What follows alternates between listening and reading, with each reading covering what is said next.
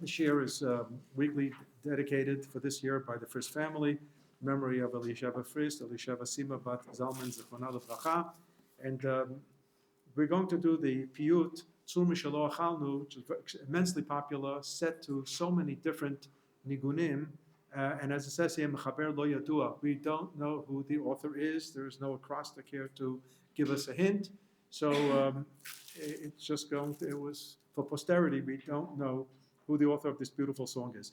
So let's just say a few words about the mitzvah of Birkat Hamazon.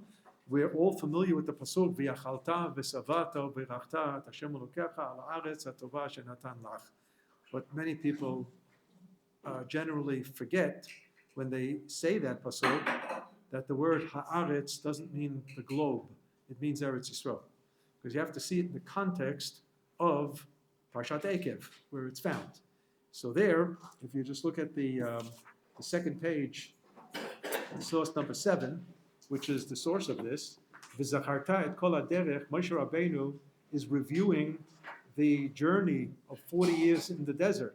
V'zacharta et kol haderech, you remember the long way. Asher holilcha Hashem Elokecha zeh 40 shana b'midbar. God led you 40 years in the desert. Leman anotcha lenasotcha l'da'at et asher b'levavcha hatishmor mitzvotav imlo. There were so many things that happened in those 40 years that put you to a test. You were tested, and one of the tests was that you didn't receive adequate amount of food on the table to satiate you. You had enough food on the table to get through the day. Nobody's going to perish from starvation or malnutrition. But to say that you got up from the table after a portion of mun and said, what a good meal. Wow. Nobody said that. Vaya ancha, Moshe Rabbeinu is telling them, you were tortured. Inui means tortured. You were tortured. Vaya rivecha, and you were starved. Now, not starved to death. Vaya chilcha, you were given food. Man, asher lo yadata, which you never saw this before. V'lo yadun avotecha, has no history. Your forefathers never saw this either. But there was a reason for this. Lemano diachat, to teach you, ki lo al alechem levado yichya adam, ki al kol motzafi Hashem yichya adam. Man does not live on bread alone. This is not the purpose for living. What's the next meal? Some people, their entire life revolves around menus and what they're going to eat and what they're going to eat and what they're going to eat. And what? Every mother. Beseda. That's why they say, what was the name of the first vessel in the Israeli Navy? It was SS Mein Kind. You have to know a little Yiddish. This doesn't translate well. SS Mein Kind, my child, eat. SS Mein Kind. Right. The thing is that most probably was true. Right. But fine, that's a Yiddish mama. Fine talking, no doubt. So, lo alechem levato yichya adam, that Moshe Rabbeinu wanted that Am Yisrael should understand that they're entering into Eretz Yisrael is for a higher value. There's going to be plenty of food, not to worry, but that's not why we're living. Ki al kol mutzafi Hashem yichya adam. You will live by what came out of a Kadosh Baruch Hu's mouth, that is to say, the Torah. And then it goes on to say, Ki Hashem Elokecha meviyecha al eretz tova. You're going to a good land. Eretz nachalei mayim, ayonot utomot, yotzim bapika uvahar. It's a land with wadis, with all kinds of mountains and valleys, and so on. So yesterday my wife went on a long tiyul, so she could tell you all about this pasuk, because it's true. It's very, very true. But I heard a great word. Chazal say, Eretz Yisrael nikneit be'yisurim, which means with trouble. Sometimes you have to pay a price for having Eretz Yisrael. But the Moreh Derech uses the phrase Eretz Yisrael nikneit be'siurim. Siurim, which means with true trips. Just, that's the pasuk, kum hitalech ba'aretz le'orka u'lerochba ki lecha etnena. Avram Avinu already heard this. So Moshe Rabbeinu was telling them, you're going into a good land. Eretz chita u'sorah, gefen teinau v'rimon, Eretz shemen u'dvash, the land of the 7 species of fruits. Eretz asher lo b'miskenut tochal ba'lechem. Miskein means you're a nebuch. It's not going to be a Nebuch situation. You're going to have plenty of bread. Lo tachsar kol bo. You're not going to miss anything. Eretz asher avanea barzel u'mahararea tachsov nechoshet. There are raw materials in this land. You'll be able to prosper and build. Ve'achalta v'savata. This was a new word in the lexicon. V'savata. I mean, they ate before, but they never had a sensation of being satisfied. And when you have a sensation of satisfaction in eating, don't forget to thank HaKadosh Baruch Hu for giving us the land, ha'aretz, it's Eretz Yisrael. So we also say Birkat HaMazon in Chutz La'aretz. So at least according to the Ramban, it said that when you come to Eretz Yisrael, you should know what to do after you finish eating. So that's why we have Birkat HaMazon. Or that even in Chutz La'aretz, we ought to think of Eretz Yisrael and thank HaKadosh Baruch Hu for the land. But it has nothing to do with the wheat that grows in Nebraska or wherever else it grows. That's not what it is. It's for Aretz HaTovah Asher Natan Lach. Aretz HaTovah. Like my father Shalom in Chutz La'aretz, before they came in Aliyah in 1993. So on the 7th of Cheshvan, we're here in Eretz Yisrael, we began davening for rain, Tal Matal Bracha, and in Chutz La'aretz it was delayed. It's all share in itself, and I'm going to digress now, for a secular date of December 4th, so to start Talamota. So my father used to start saying Talamota in the context of the bracha of Shema Kolenu from Zayin Cheshvan. It was in Barech Aleinu, he said it when they said it, but you're in Shema Kolenu, it's a wild card bracha, and you can say whatever you want.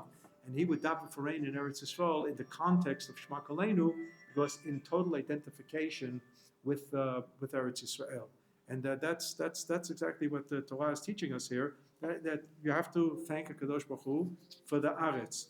So this is where Birkat HaMazon comes from. It's one of the mitzvot of the 613.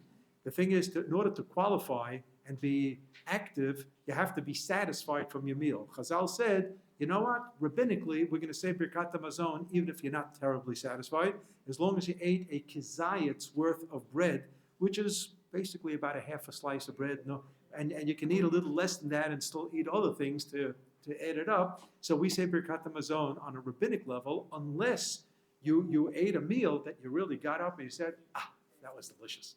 That was a good meal. So then you're biblically obligated in Birkat HaMazon. It was the Ramban who says there's another bracha in the listing of 613. That's the bracha of Birkat HaTorah, saying a bracha on Torah study. So that's a different mitzvah according to the Rambam. The Rambam doesn't list it, the Birkat HaTorah. But the Sefer HaChinuch, who in his listing, which matches the listing of the Rambam, he's a student of the Ramban, and he does some intellectual gymnastics by forging together Birkat HaTorah and Birkat HaMazon by saying, just as on physical food, material food, there's a need for a bracha, clearly there's a need for a bracha on spiritual food as well. So he grafts the bracha of Birkat HaTorah upon Birkat HaMazon. So where did he get this grand idea from? From the pasuk, Lo ala lechem levado yichyeh ha'adam ki al kol mutza fi Hashem yichyeh ha'adam. Okay, this is all an entree to the song. So let's see the song first, and then we'll see what's going to go on here. Tzur Mishelo achalnu baruch hu emunai savanu ve'hortarnu kidvar Hashem. Hazanat olamo. That's the refrain, right? Hazanat olamo. You hear the first bracha of Birkat HaMazon, right? Hazanat olam kulo betuvo b'chein b'chesed and so on. Hazanat olamo ro'inu avinu achalnu milachmo v'miyenu shatinu. We ate from our bread. We drank from our wine. And the second stanza is B'shir v'kol todah nevarech Elokeinu. So what's the second bracha? No delecha Hashem Elokeinu. Al eretz chemda tova shilchil avotenu. That's all the second bracha. What's the third bracha I'm benching in Birkat HaMazon? Rachim.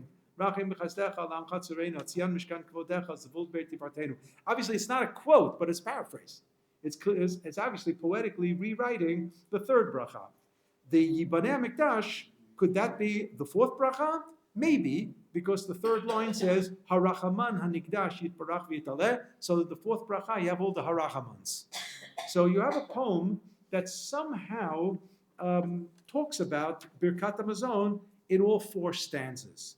So much so that this led some of the poskim, and I'm not talking about,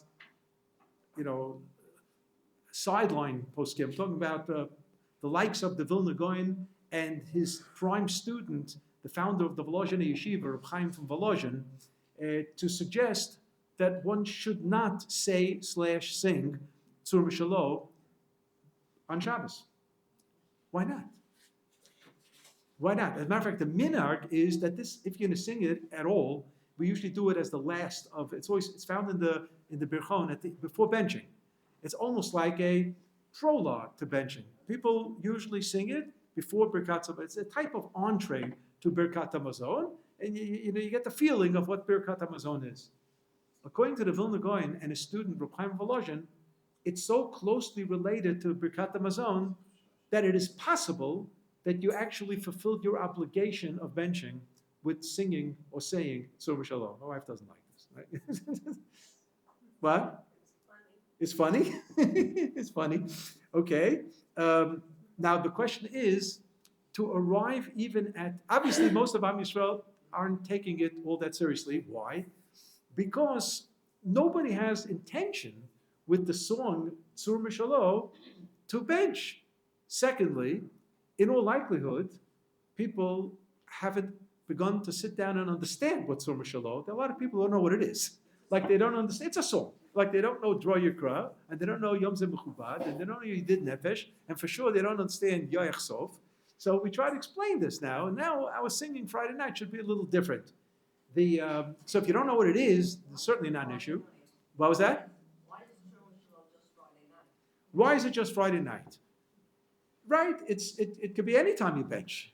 So my question is, so I'm going to try to answer this. How this got into the bencher, but it's not a Shabbos song. All the others we saw were clearly Shabbat songs. We're singing the praise of Shabbos from all different angles. This is a Birkat Hamazon. You can sing it on a Tuesday before you bench for lunch. So why is it there? Why is it there? So if the Rebbe's going to ask that question, so I'll give an answer at this point. Because of man. The Birkat Hamazon enters into the Torah from Parshat Ekev because of the message of man, as we just saw. And man fell 2 portions on Friday, and that was the Lechem Mishnah concept that we talked about there last week, the Lechem Mishnah.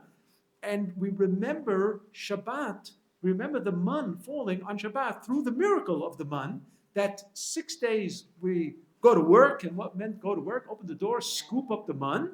And on Shabbat, you don't open the door. Al Yetzei Ish Mimkomo B'Yom HaShvi. The first message of Shabbat that OUisrael studies way before the giving of the Torah. This is before Mahar Sinai.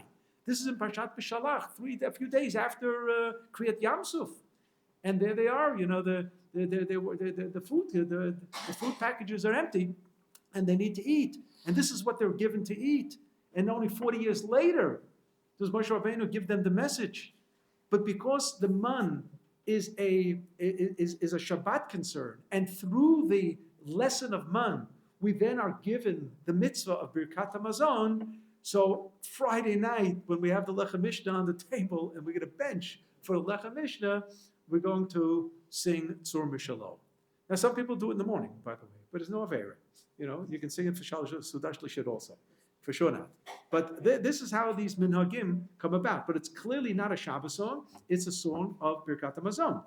So the question is, why would anybody suggest that just saying or singing the song, the Litvaks say, the Chassidim sing, you know,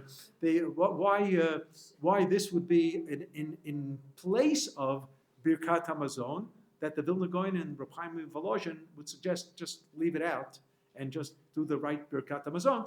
There is a concept called mitzvot einan tzrichot kavanah. There are some who claim that if you do a mitzvah without intention to fulfill the mitzvah, you fulfill your obligation anyway. Now, 1 second. There is a machloket. There's a dispute on this. And most, by and large, the poskim say mitzvot tzrichot kavanah. You have to have intention. So if you're singing Tzur Mishelo and you don't have in mind the mitzvah Birkat Hamazon, you're not going to fulfill the obligation anyway.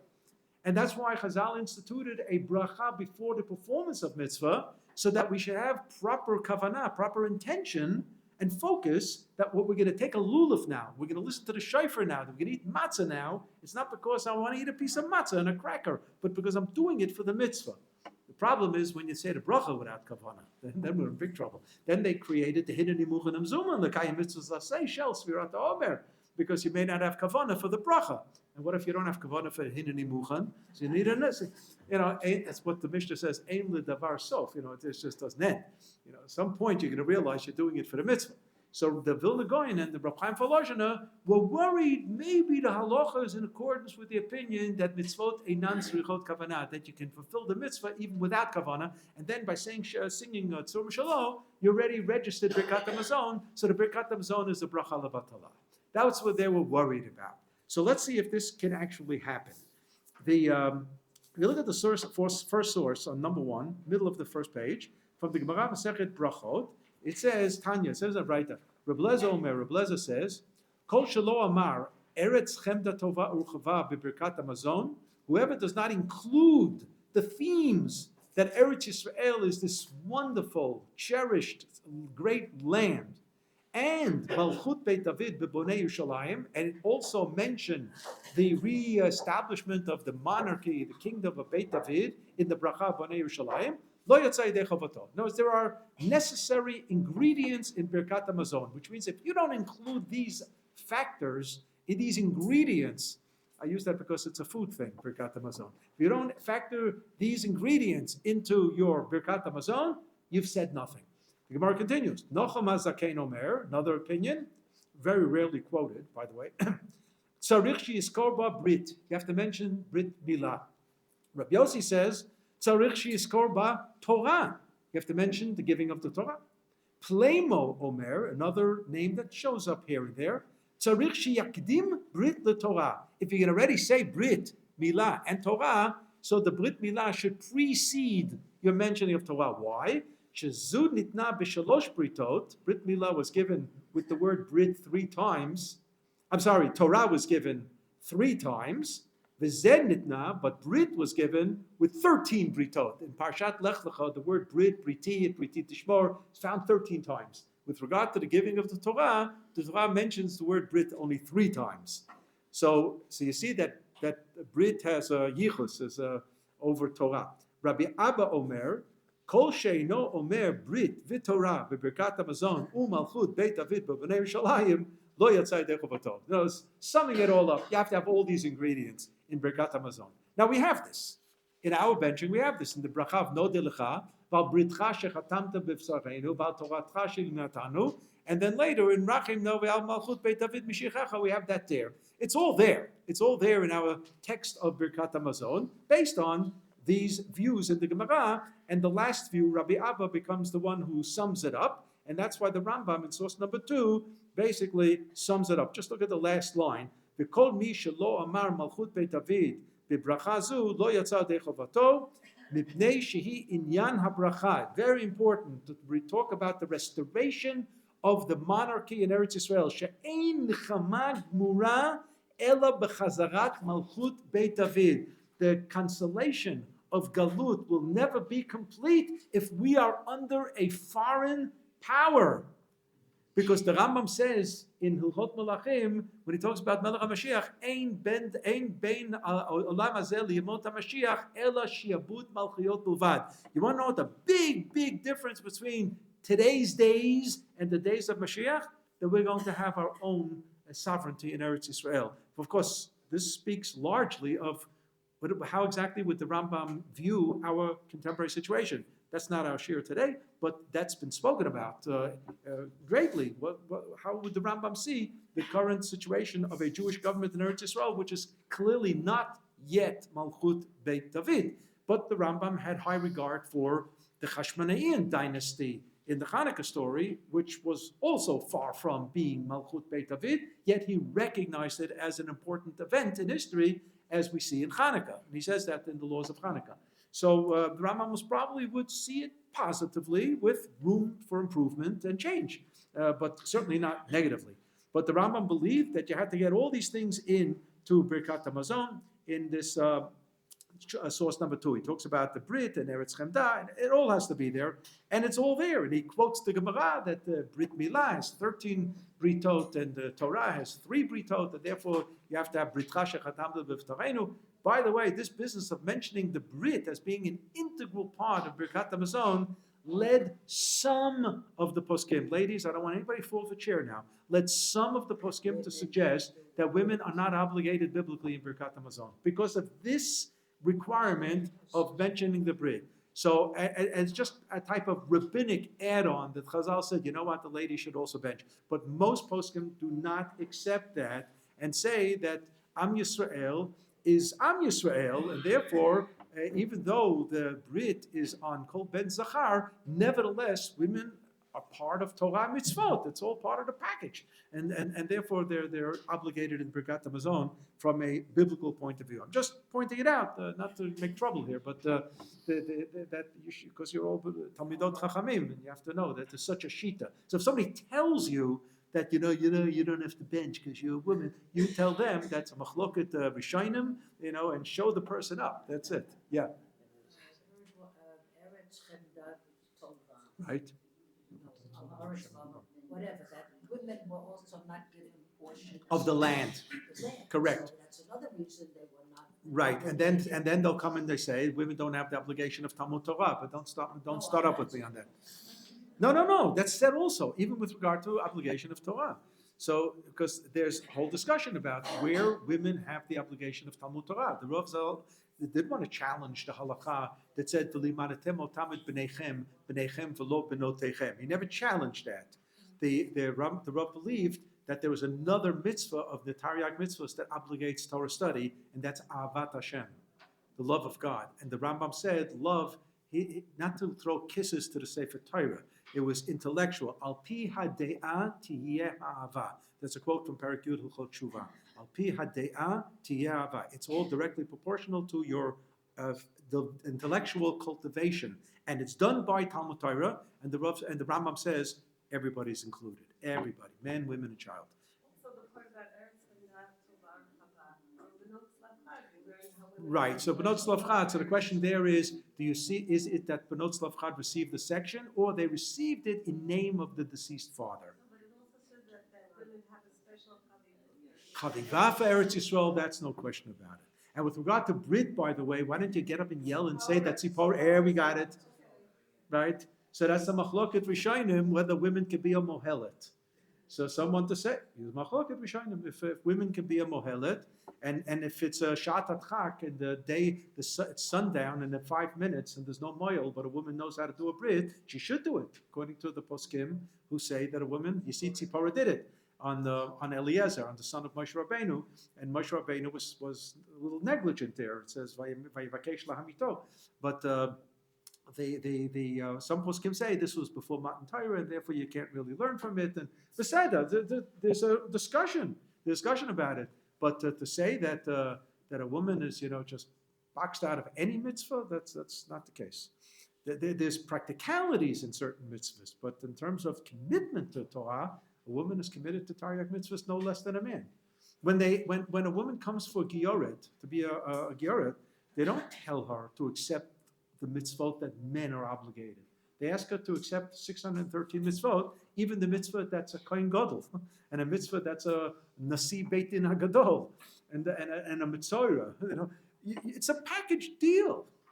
It's a package deal. Taryag mitzvot, the 613, and on a practical level. So I happen not to be a kohen. It's not my fault. It's a historic accident. So I'm not a kohen. But so I'm not a kohen. So there's certain mitzvot that I don't perform. I'd love to do birkat kohanim. Especially now that some kohen went back to France in my shul and now I'm duchening in the morning, So I would love to do it, but I'm not a kohen, can't do it. So you have here the issue of malchus. In Tzur Mishelo, it was pointed out that actually malchut is not mentioned, even though it does say in the stanza of Rachem, Ben David Avdecha Yavo v'Yegalenu. That's more in terms of the spiritual Mashiach. Ruach Hapeinu Mashiach Hashem, and Ruach Hapeinu Mashiach Hashem is lifted right out of Eicha Perek Dalet. Eicha Perek Dalet. Ruach Hapeinu Mashiach Hashem. The pasuk is that's the pasuk. Ruach Hapeinu in Perek, at the end of Perek Dalet, and that Ben David, it means Melech HaMashiach, not necessarily in the context of Malchus. But take a look at the last stanza. Yibaneh Mikdash Irtzion Timalei. Visham Nashir Shir Chadash, we ask Kadosh Baruch Hu to rebuild the Beit HaMikdash, and Yerushalayim will be populated, because there won't be Beit HaMikdash in a vacuum of no Jewish population in Yerushalayim. Yerushalayim has to be populated. Ir Tzion Timale. And I'll tell you where that phrase comes from.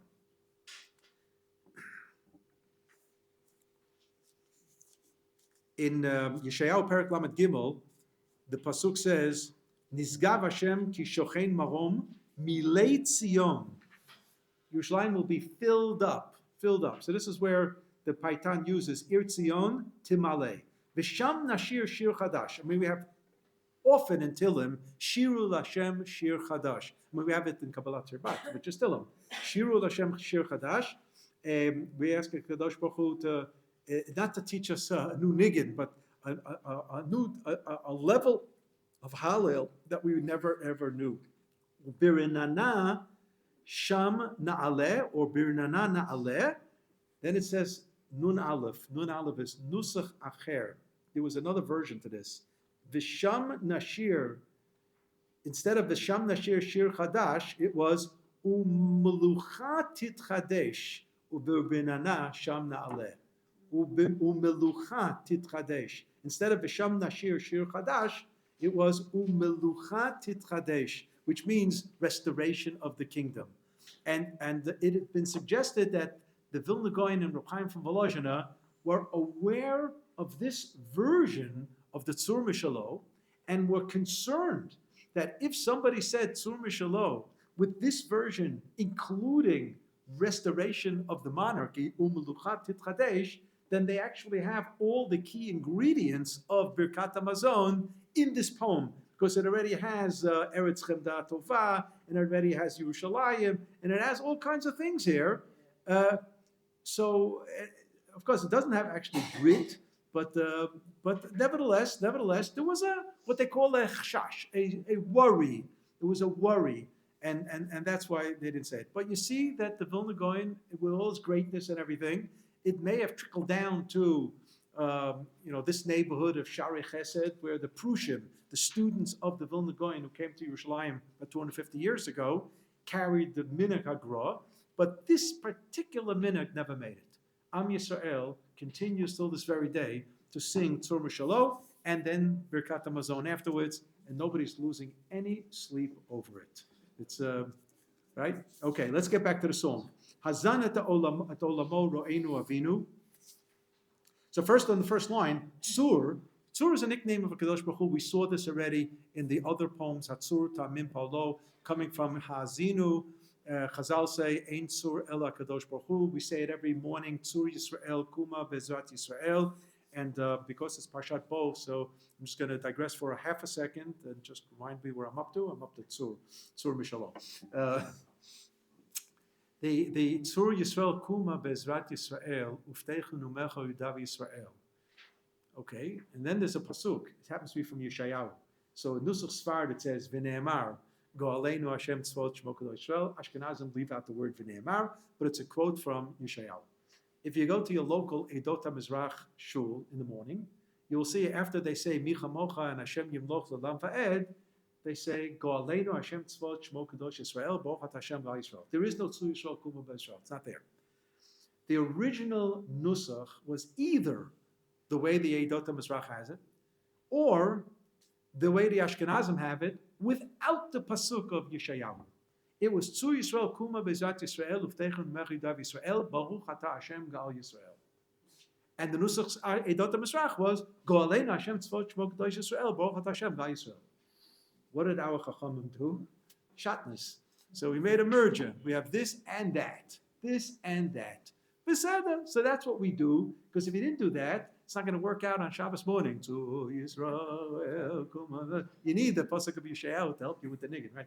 But if you go back to the original Ashkenazi version, and this is from the Hasidei Ashkenaz of the 13th century who were busy counting words. Let's count the words. Tzur Yisrael, Kuma Bezrat Yisrael, Uftei Chinumecha Yudav Yisrael, Go'alei Baruch Ata Hashem Ga'al Yisrael. Bingo, 14. 14 words, and they said this corresponds to the 14th of Nisan, which is this week's parsha, the day of Yetziat Mitzrayim, preparation for Yetziat Mitzrayim, the Erev Pesach that's mentioned in Perek Yud Bet of Shmot, and they wanted that there should be a Zecher, remember the 14th, when saying Tzur Yisrael, Kuma Bezat Yisrael. As you did it in Mitzrayim on the 14th, Gaal Yisrael, do it again, do it again.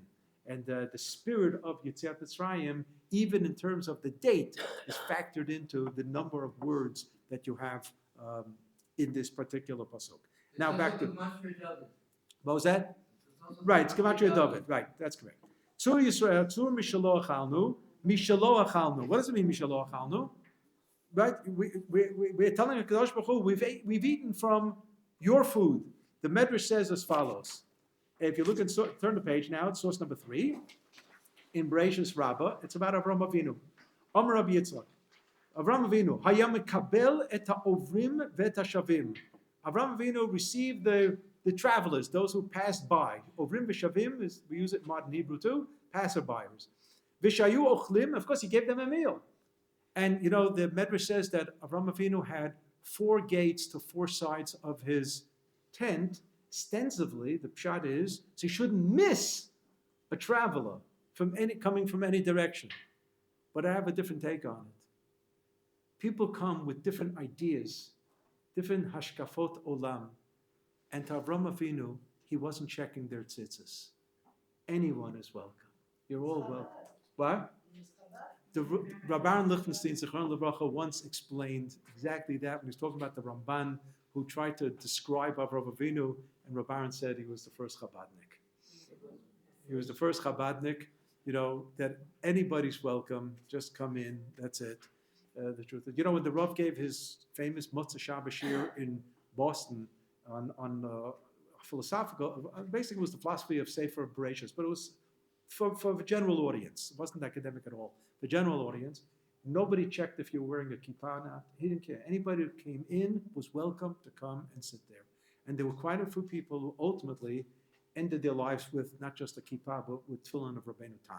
There's, you know, he understood that you have to have a forum to just allow people to come in and just feel comfortable to listen to a word of Torah, because he was so positive about the power of Torah, the energy of Torah. And he said, just let it work, let it work. I remember he once told me, the pasuk, Kol hanogea b'mizbeach yikdash, that it's in the Parshat Tetzaveh, it's in the context that if a korban just touches the mizbeach, you don't, and it becomes disqualified, you don't take it off. Once it came in contact with the mizbeach, it's already holy, you leave it, let it burn on, you don't remove it.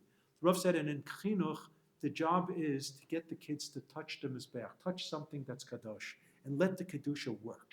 He was a firm believer of this, and I could expand, but I'm not going to do that now. So here, Avram Avinu invites everyone to eat, ochlim v'shotim. Haya omer lehem, he used to tell them, berchu, say a bracha. And they would say, v'hen omrim, ma nomar, what should we say? And he said, Amru, say the following, Baruch el olam she'achalnu mishelo. This is how he taught them that there was one God. He taught monotheism over a nice piece of kugel, nice shtickle cake, you know, from coffee. That's how he taught monotheism. So he got them to say, Baruch kel el olam she'achalnu mishelo. This is in the Medrash. And the poet takes this, Tzur Mishelo achalnu. Takes that phrase, Mishelo achalnu. Baruch hu emunai. Emunai, you have here on source number 4 from Shmuel Bet. OUisrael is called Anochi Shlomi Emunai Yisrael. We have a nickname. We are those who believe. Baruch hu emunai. Savanu vehortarnu. We were satisfied. So in other words, without Sviyah, there's nothing to talk about in Birkat HaMazon. This is a poem about Birkat HaMazon. And the necessary prerequisite is Savanu. Savanu. I'll tell you a little anecdote of my grandfather, so that he comes from a town in Galicia where his younger brother, they were one of 16, and that wasn't strange, by the way. And it also wasn't strange that only 10 out of 16 made it to adulthood, because infant mortality was very, very high, and there was malnutrition going on there and so on. So my uncle, my great uncle, who I knew very well, who was the younger brother of my grandfather, asked him once, what is the meaning of in Yiddish, he said zat. Zat in Yiddish means sovea, to be sovea. Says he knew the word, but he never felt that sensation in his lifetime. He didn't know what it was. What does it mean to be zat?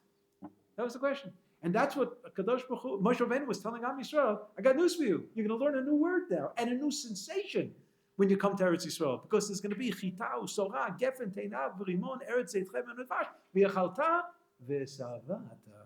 So here the Paitan says, savanu, v'hotarnu kidvar Hashem. And we left over as a Kadosh Baruch Hu instructed. What does that mean? So there's a pasuk in Malachim Bet, Perek Dalet, Vayitain lifnehem, it's about Elisha. Vayitain lifnehem, vayochlu, vayotiru, kidvar Hashem. As hotarnu, kidvar Hashem is lifted, cut and pasted out of this pasuk. And what does that mean? So the Gemara says in Masechet Sanhedrin, an interesting halacha. It says, Kol she'eino mishayer pat al shulchano, eino ro'eh siman bracha lo'olam. That when we bench after the meal, leave a morsel of bread on the table. Don't clean it off completely. I might be guilty of this once in a while. You have to leave some type of bread there as a type of siman that it's, you had enough, that it's svi'ah, and you can't eat any more. So that's savanu v'otarnu kidvar Hashem. So hotarnu kidvar Hashem is straight out of that pasuk. And it indicates that particular halacha. Hazanat olamo reinu avinu. Kadosh Baruch Hu feeds the world. He is our shepherd. He is our father. Achalnu milachmo. We've eaten from his bread and we've drunk from his wine. Mienu shatinu. Alkeino delishmon halabafinu. This is easy. This we're going to thank him to his name, great name, and praise him and so on with our mouths. Amarnu ve'aninu ein kadosh kadoshem. Who said that? Chana. Yefeh. That comes from Tfilat Chana, from Shmuel Bet. We read it for the Haftarah for the first day of Rosh Hashanah. Ein kadosh kashem ki ein b'techa. And there's no one like you, and therefore, obviously, we're going to... the word aninu, what does it mean? Amarnu, we have said, and it means literally we've responded, but it's actually an expression of Hallel. It's actually an expression of Hallel. Why do we call the Haggadah, why do we call it Haggadah Shal Pesach? I mean, it's Parshas Bois, I can talk about it, right?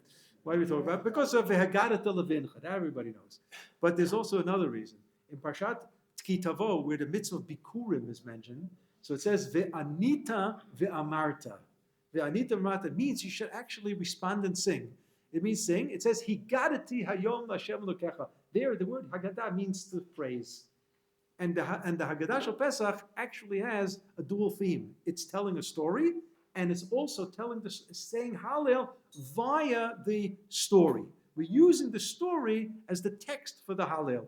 And that's why it has a double meaning, why it's called Haggadah Shal Pesach. Higadat levincha and Higadat hayom. So there it says Ve'anita ve'amarta, and that's where he gets this Amarnu ve'aninu. Ein kadosh Hashem. That's from the Tefillah of Chana, which begins with Shevach. I mean, that Tefillah of Chana is almost pure Shevach, praise.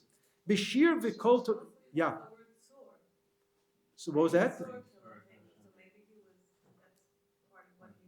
Oh, because in Tefillah Chana, you have also Ein Tzur Kelokeinu. You have Ein Tzur Kelokeinu. Yefeh.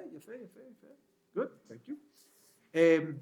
That was the famous word that Ben Gurion used as the compromise in the Megillat Atzmaot. You know, the Datiyim wanted a Kadosh Baruch Hu's name there, and the Lo Datiyim very much didn't. So they made a compromise. What's a compromise? Everybody's happy. Usually it's either nobody's happy or everybody's happy. In this case, everybody was happy. We know that Tzur is a Kadosh Baruch Hu. It says, V'aboteach b'Tzur Yisrael. We have confidence in Tzur Yisrael. So the Lo Datiyim said, fine, God's name's not there. And the Datiyim says, of course he's there. Ein Tzur ela Kadosh Baruch Hu, shene'emar Tzur tamim polo. So fine, everybody was happy, except Rav Maimon. Rav Yehuda Leib HaKohen Maimon, who was the first Tzar Datot, he said, not good enough. So when he signed his name, he writes, Be'ezrat Hashem Yitbarach, Yehuda Leib HaKohen Maimon. You can see it. You can go online, Google it, you'll see his name. He signs Be'ezrat Hashem, Be'ezrat Hashem Yitbarach. You know, it's got to be there, you know. V'seidah. V'shir v'kol todah, that is the second bracha, Nevarech le'lokeinu, with a song and voice of full-throated thanks. Al Eretz Chemda Tobash in Chil Avotenu. This is the idea of Eretz Chemda. Eretz Chemda is found very often in Tanakh, in various different contexts. Today there's actually a Beit Midrash called Eretz Chemda here in Yerushalayim. But Eretz Chemda is the nickname of Eretz Yisrael. Chemda means desirous, the desirous land, right? The desirous land, it's not Honolulu, it's not Miami Beach, it's it's Eretz Chemda. Here is Eretz Chemda. And this is what Rabbi Yehuda Levi says in the Kuzari. There's a lot of lip service going on. And people in Chutz La'aretz who have no intentions whatsoever to come to Eretz Yisrael, but say this with great fervor, with a lot of fervor and enthusiasm. Eretz Chemda Tova Chava. But he says they don't mean one word of it. Doesn't mean anything. They mean they are. They mean it where they are. Yeah, that's even worse. No, that's Avodah Zarah. That's already Avodah Zarah. If you think that over there is Eretz Chemda, that's Mamash Avodah Zarah. Mazon v'tzeidah hisbia lenafshenu. Kadosh Baruch Hu satiated. Again, the word savea is here. A provision. Seder means seder laderech. Sometimes you have mazon. Sometimes it's mazon at home. Seder is you're eating a sandwich on a tiyul, right? You're getting a meal on the plane. That's seder laderech, right? That tziyud, interesting. Maybe it comes from the word tziyud. That necessary things that you schlep with you. You take with you tziyud. But it was seder laderech. It was Yosef. Yosef gave the brothers when they went back to Eretz Canaan seder laderech. They should have what to eat and so on. Chazdo gavar Hashem aleinu ve'emet Hashem. You know where this comes from? The shortest parak in Tillim, which is Kuf Yud Zayin.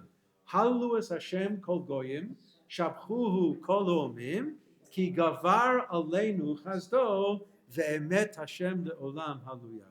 So he takes from that second pasuk of the shortest two pasuk chapter, chazdo gavar aleinu ve'emet Hashem. So he lifts it out of Hallel. So he's like a little abridged Hallel. That pasuk is already an abridged chapter, and he abridges the abridgment of that chapter. Chazda Gavar Hashem Aleinu Bemet Hashem. And then he gets to Rachim. Rachim b'chazdecha alamcha tzureinu. Al Tzion Mishkan Kvodecha. Zvul is the nickname of Beit HaMikdash. We've seen this already. Beit Tifartenu. Ben David Avdecha Yavo v'Yigalenu. Ruach Hapenu Mishiach Hashem. The question is, the Kadosh Baruch Hu should have compassion and mercy with his great chesed on his nation. Again, the use of the word Tzur, Tzurenu, God is our strength. The word Tzur really means the strength of Am Yisrael is a Kadosh Baruch Hu. When it's used, when it's Tzur Yisrael, that the rock, translated in some of, I think King James is the rock of Israel. What does that mean? It means the strength of Am Yisrael is a Kadosh Baruch Hu. Almost like what Yirmiyahu says, Mikveh Yisrael Hashem.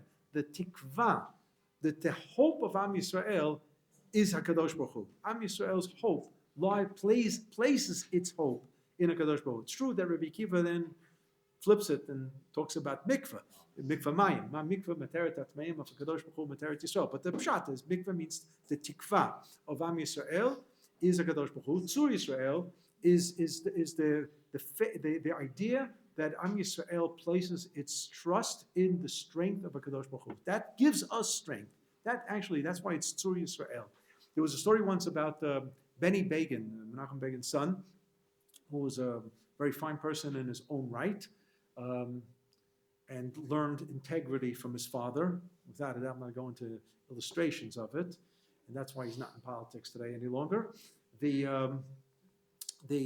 was once introduced to give a lecture. He's a geologist by profession, and he was once introduced, and they were saying his credentials that he's a philosopher. So he gets up and he says, he has to apologize that he's not a philosopher. I'm a geologist, But in Tehillim, it says Tzur Yisrael, the rock of Israel, which is about a Kadosh Baruch Hu. So I deal with rocks. So I deal with the Tzur Yisrael. It was very sharp, very, very sharp. I want to say that.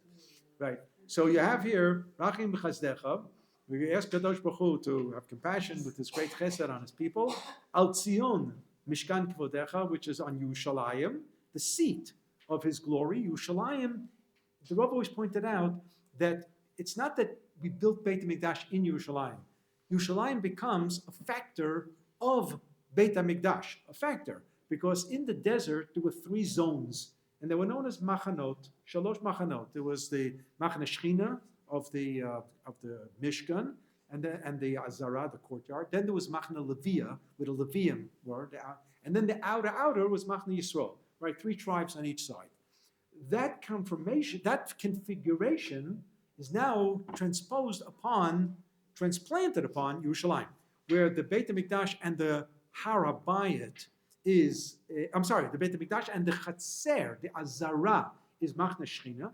Har HaBayit is Machne Levia, even though no Levium are living there anymore. We're just giving it the name for halachic purposes. And Yerushalayim is Machne Yisrael, not Tel Aviv, Yerushalayim. But which part of Yerushalayim? The Yerushalayim that was sanctified in the days of Beit Sheni. Do we know where the lines are? The answer is pachot o yuter, more or less yes. More or less yes. We do know how to draw the lines, and if you go to a good tour guide of the old city, they're going to point it out.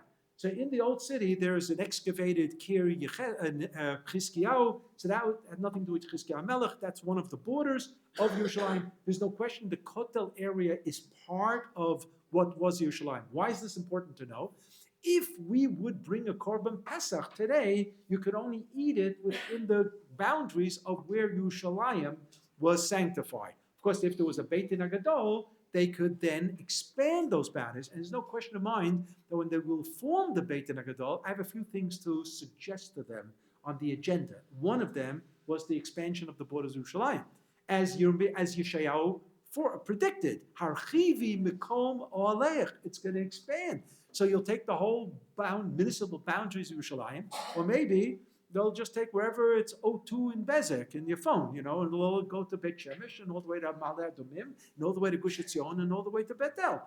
We may have that. You don't know how far it's going to be expanded. But right now, it's somewhat limited. But the halachot of conduct in Yerushalayim, when it was B'Kedusha, the Rambam says, are enforced today. For example, littering and spitting. If you're at the Kotel, just to throw a piece of paper on the floor, you want to write a kvittel. Rambam never believed in that, by the way.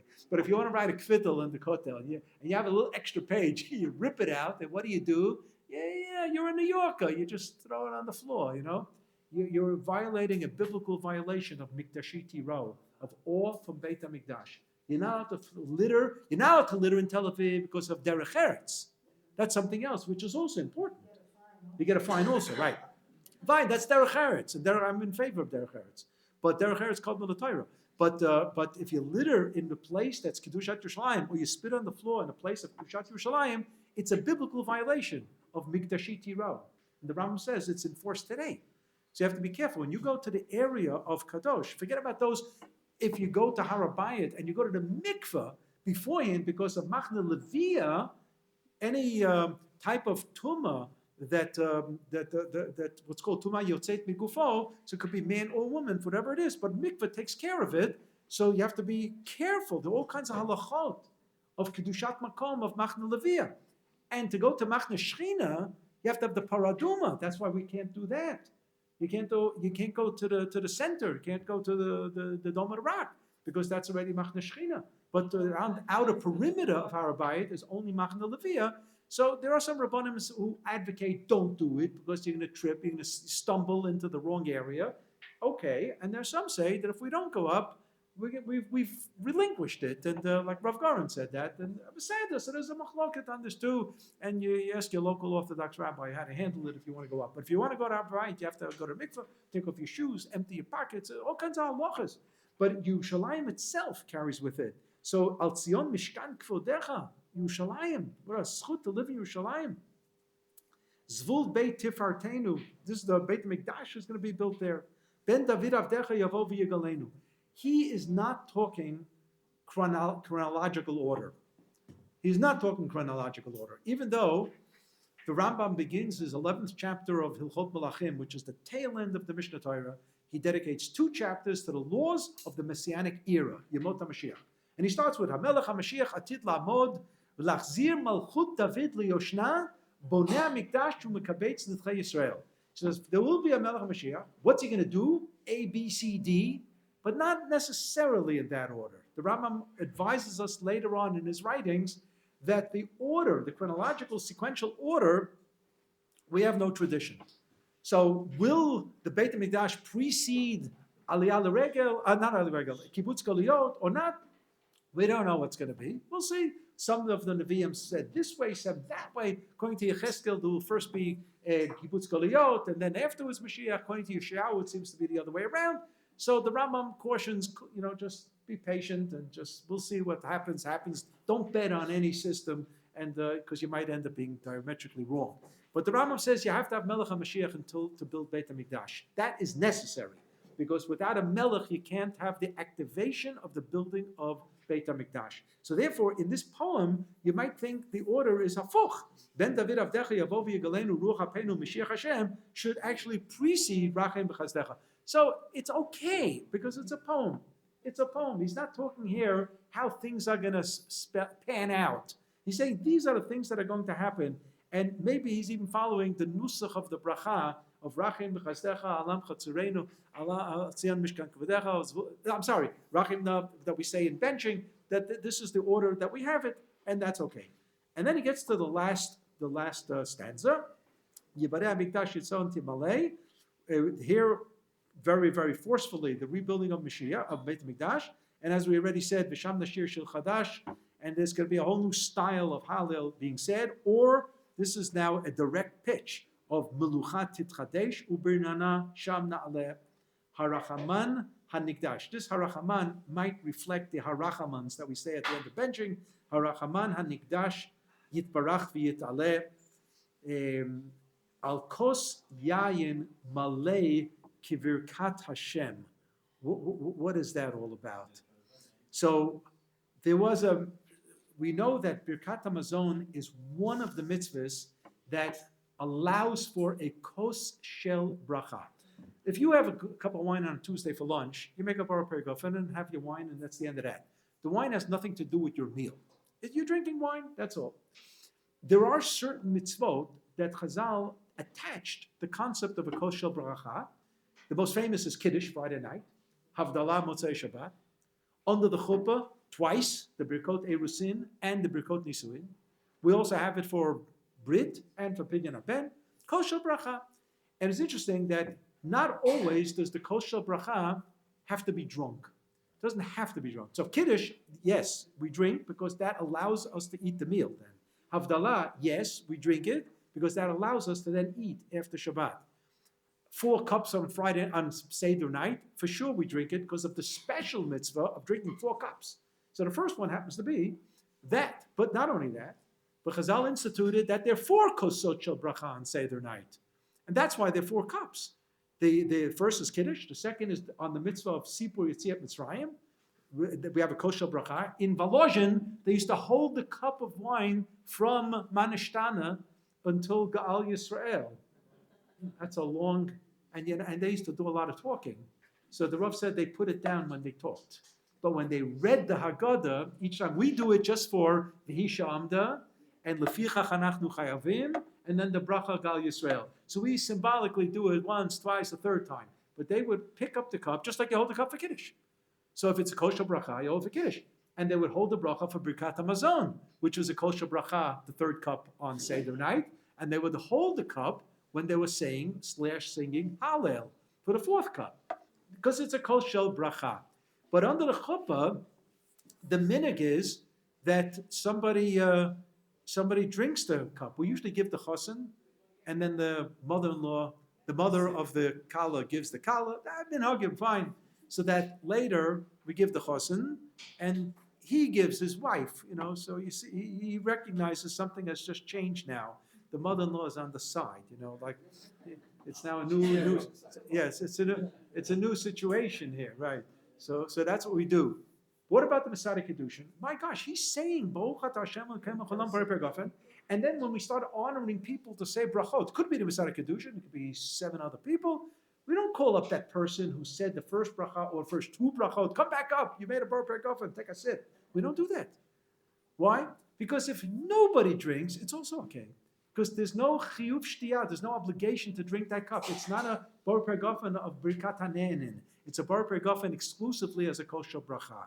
Just like those people who have a minig in Chutz La'aretz, Friday night after davening in Ashkenaz, not in Sephardi Chassidim, by Ashkenaz, the Chazan made Kiddush Friday night.